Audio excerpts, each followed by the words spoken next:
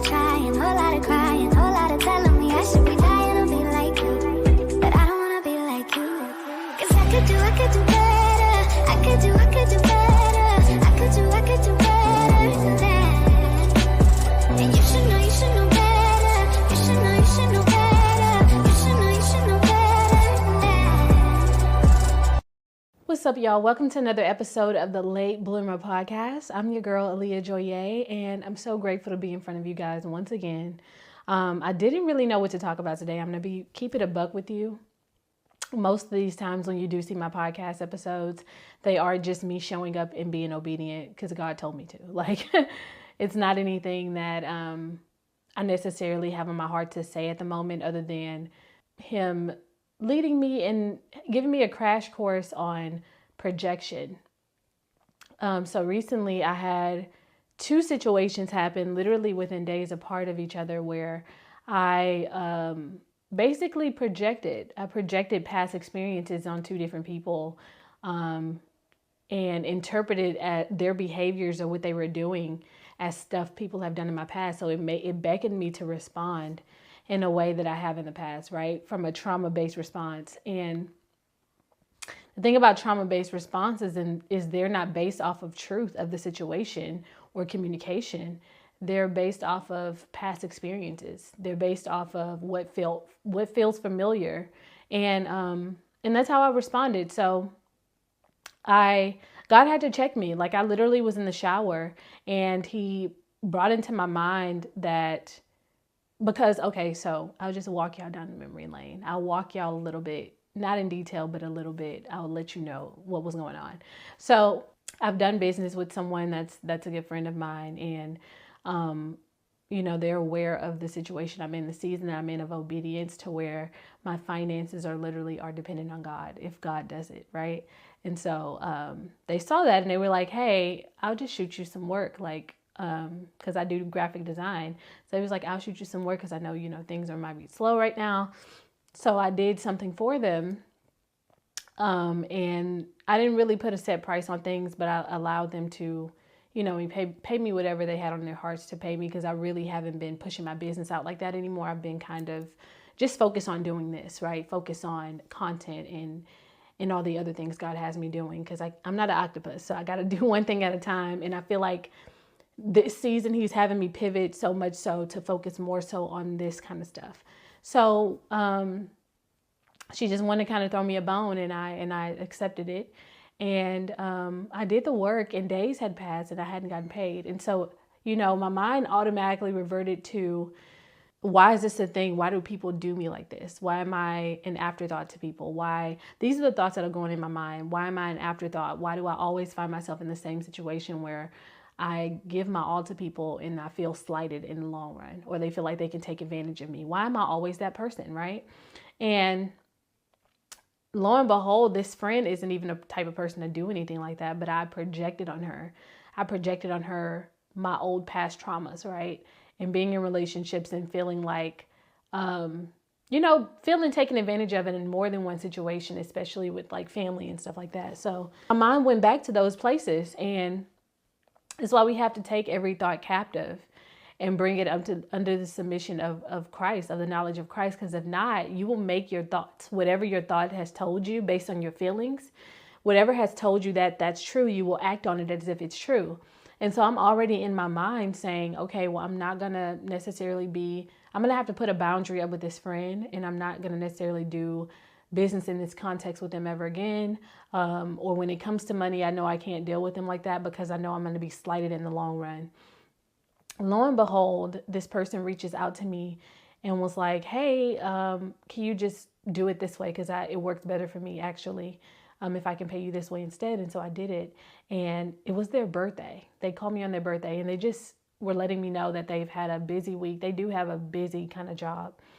They've had a busy week. They just now had a time to sit down and breathe. And that's so it just really showed me how the enemy can really use your thoughts or use your personal experiences or trauma against you. He can literally use them against you.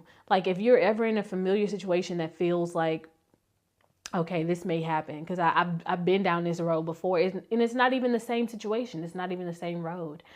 And that's exactly what I did. And I just learned the importance of communication.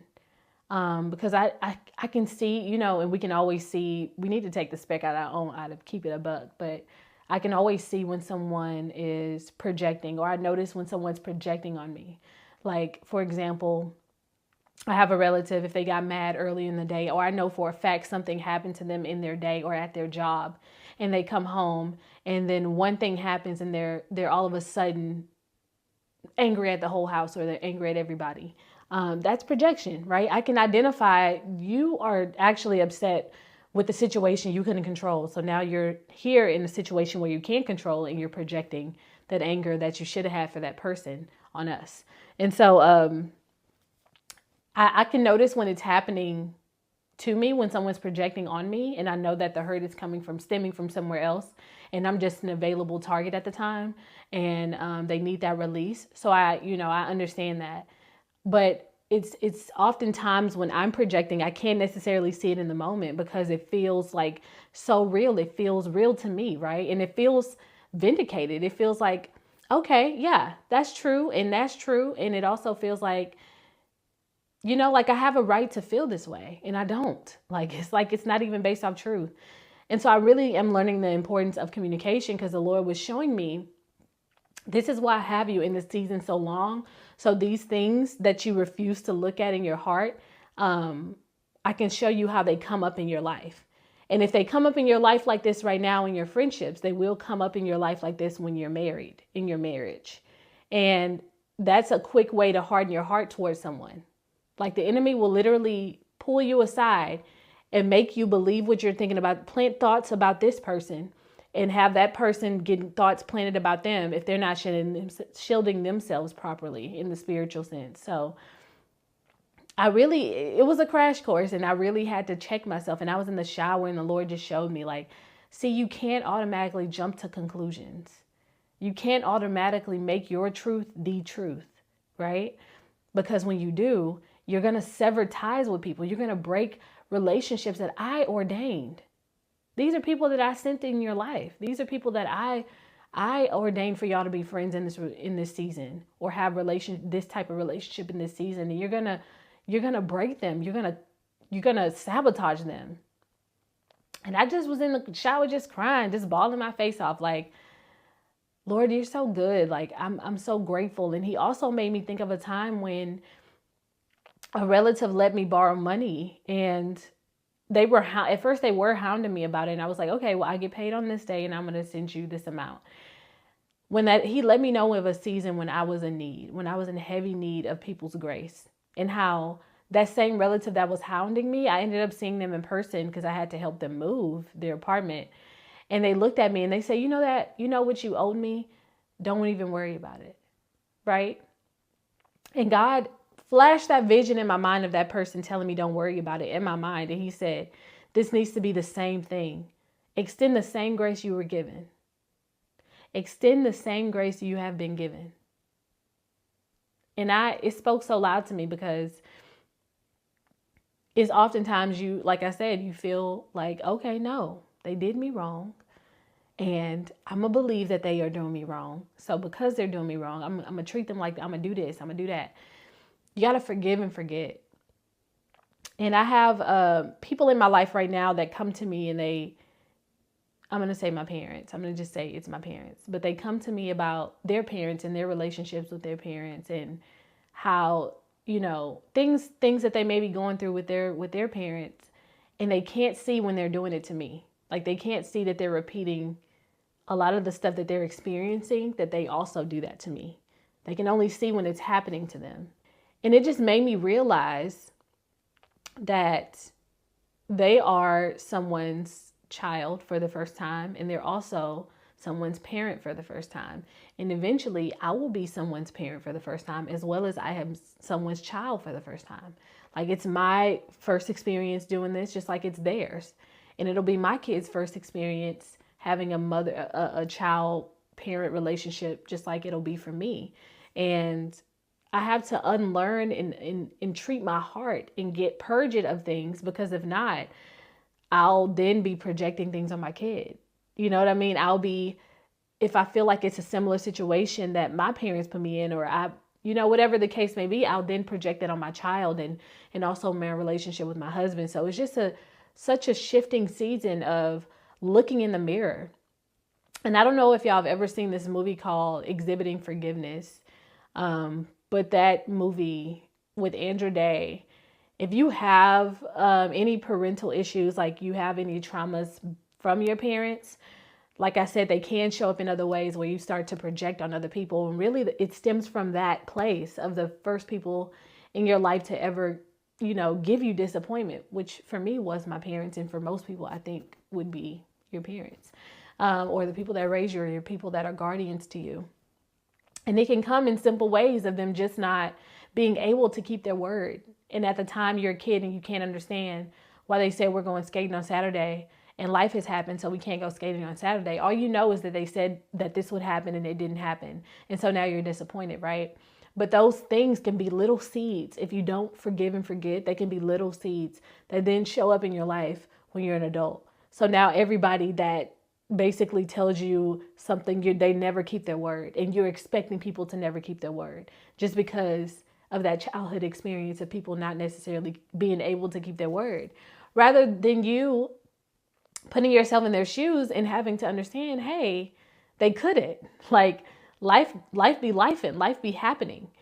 And it just helps you to give people grace. Like it really does help you to give people grace where you don't necessarily see the point to, or you don't necessarily, you just see what's happening to you. You don't necessarily see what's happening through them or what they might be going through. So yeah, I just had a crash course on that, and it was not easy at all. Like I had to literally face myself in the mirror and was like, you keep allowing the unhealed little girl to speak up for you, or you keep trying to advocate for her when God is the advocator for her. God is the one that's going to vindicate her.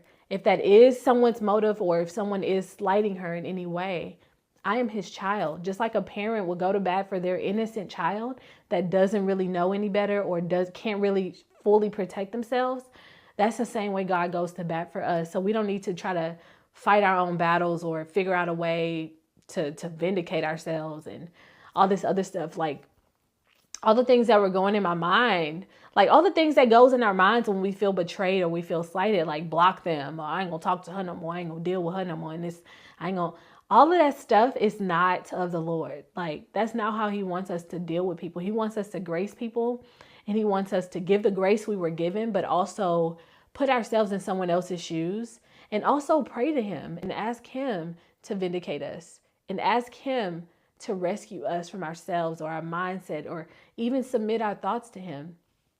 And it ain't not always my knee-jerk reaction. Like that's not always my knee-jerk reaction to do those things, but God is so good and so faithful to show up in those moments where I'm my most ugliest, you know what I mean?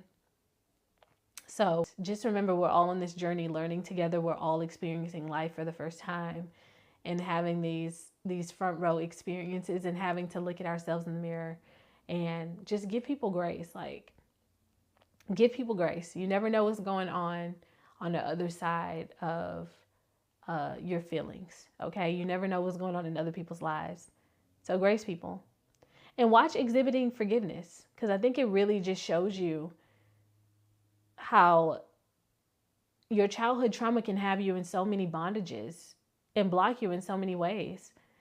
Like Andrew Day plays in that movie, and the husband, he had a hard time being vulnerable with his wife in a way of telling her, fully about how he felt about his dad and his experiences with his dad, and how it's affecting him as a man. But he was an artist, so the way he conveyed that was through his art. You know what I mean? Like, and it mirrored me so much, because the way I speak about most things with the people I'm supposed to be most vulnerable with, or emotional things, I share it with my art. So they see it when the world sees it. And that man, he was kind of doing that to his dad, because he was like, when I was younger, you took advantage of my vulnerability. You took advantage of my emotional needs. And I mean, you neglected my emotional needs. So now that I'm an adult and you want to be in my life and I'm an artist and I'm known, you don't get access to that part of me. And he locked his dad out of his heart. But in turn, like, that's not true forgiveness. That's not true forgiveness. Yes, I believe in having boundaries, but he kind of just gave him a painting in the end that depicted how he felt about his dad, or how he seen him, or how he seen their situation. And he basically was like, yeah, we don't ever have to talk again. And that's not forgiveness. And I don't want my relationships with the people around me to be that way, simply because I couldn't let go of what was and what they used to be and what they've done. Because Jesus ain't holding on to that. Like, God forgets every sin we've committed when we repent. He forgets it. Like, as far as the east meets the west. So it's like when we hold on to things and we hold on to odds, they still do show up in the most unintended way to innocent people, to innocent bystanders, like our wives and our kids and stuff like that, and our friends. And so that movie just put a lot of stuff in perspective for me.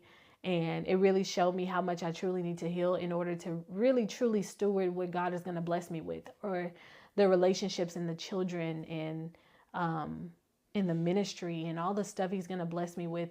Those things can't come, and those things have to be purged. So, yeah, I pray this bless y'all. I pray that you're having a beautiful day, and keep going on your healing journey. Even if you got to go to therapy, even if you got to go to God and have therapy, like, do both of them. Most people are today, which I'm really happy about, because man, had I had therapy earlier on in my walk, I feel like I would have avoided so many pitfalls, like spiritual psychosis and all the things that I had to journey through from my mental health not being equalized and allowing these thoughts to run rapid. But yeah, even when y'all think y'all behind, remember that you're right on time. You're right in God's timing. Like, comment, subscribe, share with a friend if you can relate to this. And I pray this blesses y'all. Like, I feel like I rambled the whole episode, but I pray it blesses you, and I pray it jumpstarts you on your healing journey with the Lord, and reveals those areas to you that you may be projecting on other people. But anyway, have a good one, y'all. I love y'all.